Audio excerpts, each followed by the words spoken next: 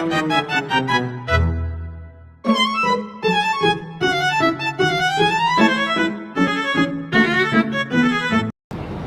and hi everyone. My name is Narshifa Nabila binti Nurhim and I am the first presenter of our group today. We are very pleased to present our undergraduate research paper entitled A Comparative Study on the Prevalence of Display Shelving versus Structural Partitions for Zonal Separations in Footwear Retail Design. In this presentation, we will share how modern shoe stores are moving away from traditional solid walls and instead use smart display shelving to manage customer sightlines, spatial boundaries, and overall shopping behaviors. Let's move to the next slide. This brings us directly to our problem statement. The main physical issue in footwear retail layout design is avoiding traffic congestion and crowded bottlenecks during peak shopping hours. When store designers rely heavily on traditional solid structural walls, it blocks view and creates visual dead ends that disorient shoppers. On the other hand, if a store has completely open spaces with no boundaries at all, high traffic customers' movement will directly collide with and disrupt private localized fitting and trial seating zone. To introduce our topic, the modern commercial retail landscape is changing rapidly because commercial real estate costs keep rising. Interior designers are moving away from traditional closed room shops and choosing open plain layout instead. Our paper focused on how modern shoe display shelving has evolved into a dual-purpose architectural element. It does not just hold product inventory, it also serves as a flexible, non-permanent spatial boundary that successfully manages environmental factors and guides customer navigation. Looking into our research background, commercial footwear retail has very specialized spatial constraints that differ from typical clothing stores. Footwear showrooms require substantial open floor clearance to accommodate functional store furniture, specifically try-on benches, seating modules, and low-angle testing mirrors. Because of this, the layout strategy must achieve a delicate balance. It must maximize inventory capacity while preserving critical breathing room for working customers. To address these layout challenges, the main aim of this study is to compare how display shelving performs as a flexible spatial partitions compared to traditional structural walls. To achieve this, our slide outlines 4 specific objectives. First, to evaluate the spatial layout strategies and zoning methods used to separate footwear category.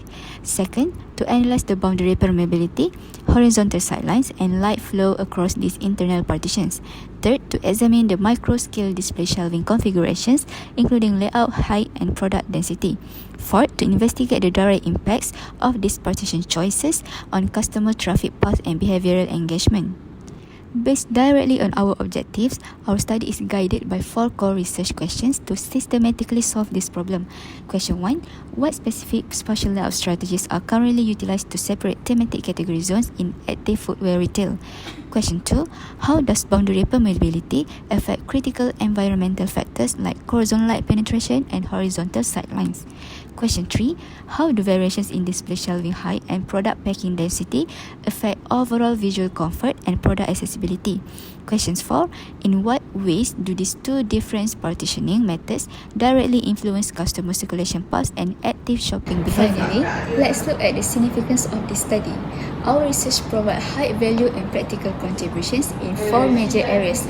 First, for interior architects, it provides concrete layout guidelines, vertical sightline metrics, and circulation clearance criteria to design highly flexible environments. Second, for retail stakeholders, it offers clear visual merchandising strategies to maximize product capacity on the floor without causing traffic bottlenecks. Third, for academic scholarship, it successfully bridged the gap between macro-scale space planning and micro-scale furniture fixtures. For environmental psychology, it depends our understanding of how layout openness reduce shopper stress, lower cognitive search frictions, and improve overall consumer dwell time. That concludes my introductory part of this presentation. I will now hand the floor over to my research partner to present our methodology and data analysis. Thank you very much.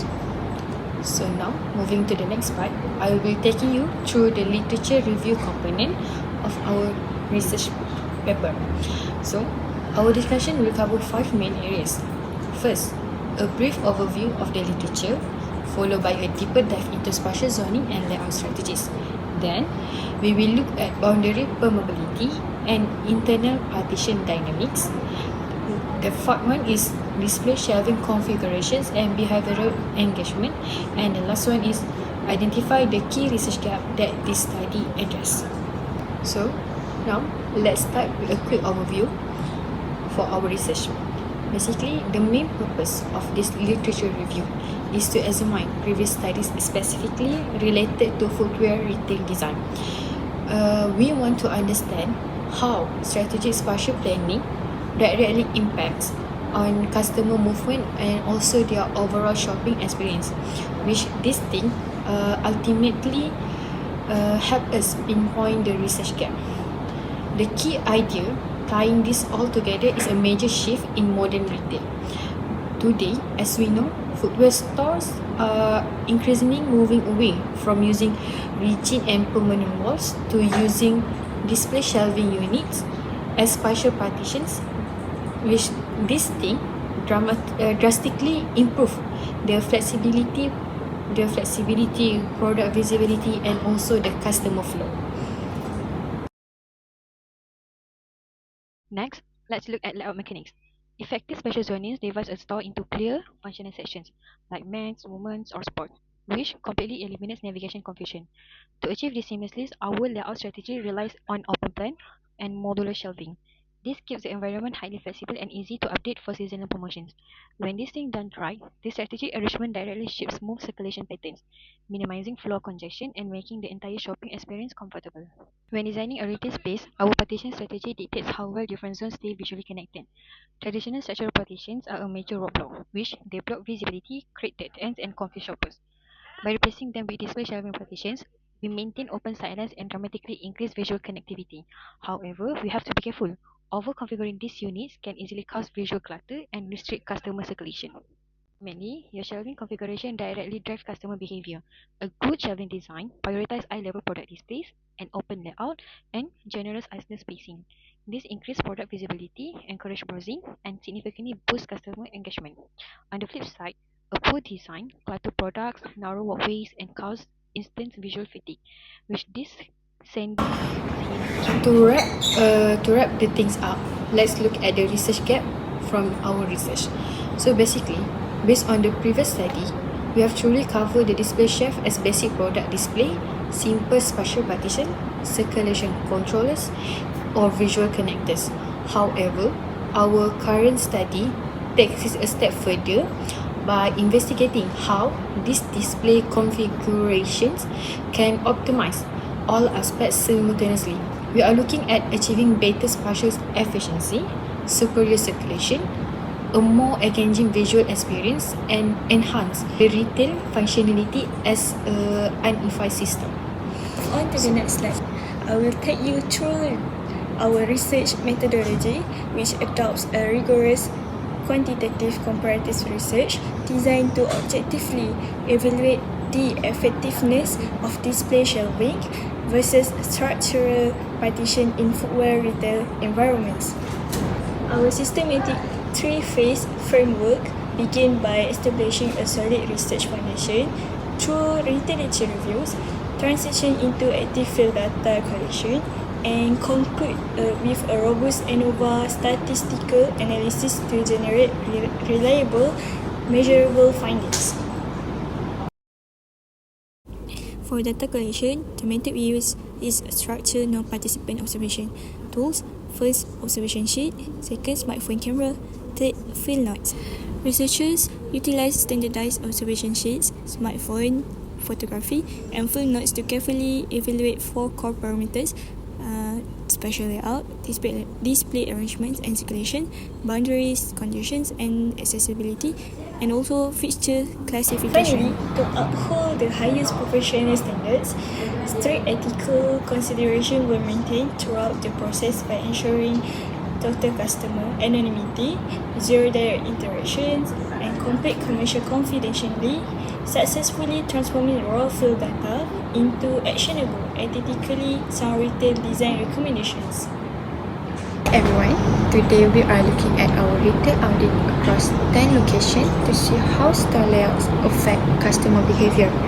The big challenge in shoe stores is balancing massive product inventory with the open floor space needed for trial sitting. Solid walls create dead end, but no walls at all cause spatial blur where foot traffic crashes into people trying on shoes. Okay, let's look at the layout. Chart 1 and 2 show a massive divide between brands. Premium experiential brands like Nike and JD Sports drop rigid setups to dominate the center of the floor with freestanding core islands and organic free flow paths.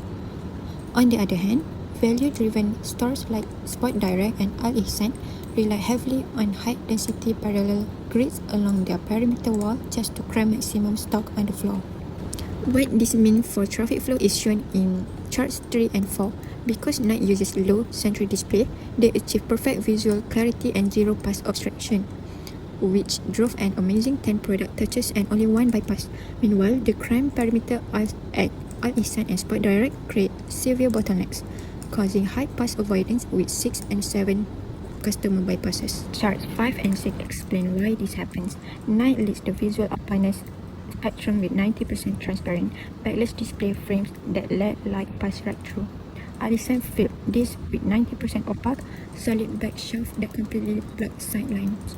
Ergonomically, top performance like Skechers, Asics and Puma cluster 75 to 90% of their shoes right at the primary eye level, 1.2 to 1.6 meters to maximize visibility and stop customer eye strain. Okay, to wrap it up, our data prove 4 key things, which is the first one, modular versatility. Freestanding central shelving works beautifully as flexible and temporary dividers.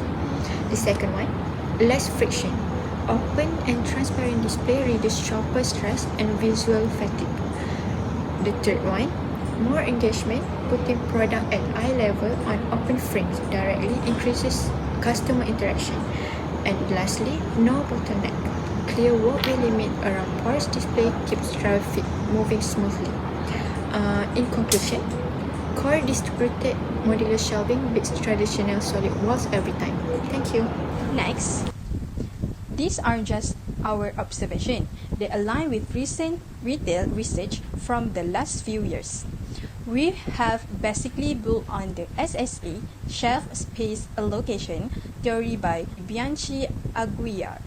But where we are pushed the boundaries is about shifting the focus from just revenue metrics to looking at how the actual architecture changes shopper behavior. It's also interesting to see the data confirming that smart design, what we call visual merchandising, really does act as a silent sale agent for the store. Now, a quick note on how we did this. We keep things strictly professional and ethical.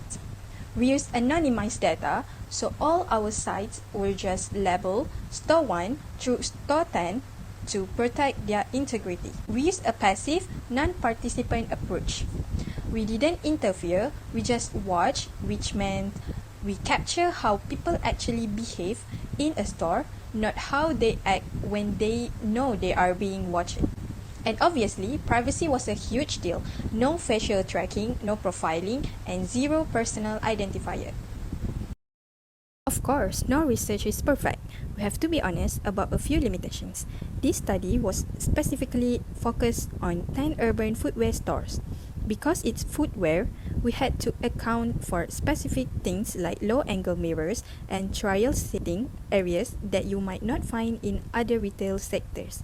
So, while this framework works great for shoes, we need more testing before we could say, yes, this definitely works for a grocery store or a high-end fashion boutique. Looking ahead, I am so excited about a few next steps. Testing this in other retail sectors to see if the porous design concept holds up. Next, playing with inventory height and store dimensions to see when the model hits its peak performance, and eventually bringing in different demographics to see if a customer's background changes, how they react to this type of spatial zoning.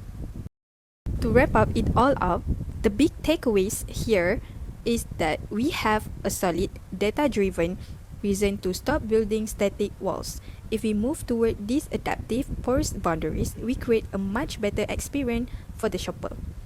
It's a scalable foundation, and I'm really looking forward to see how we can apply this beyond just footwear.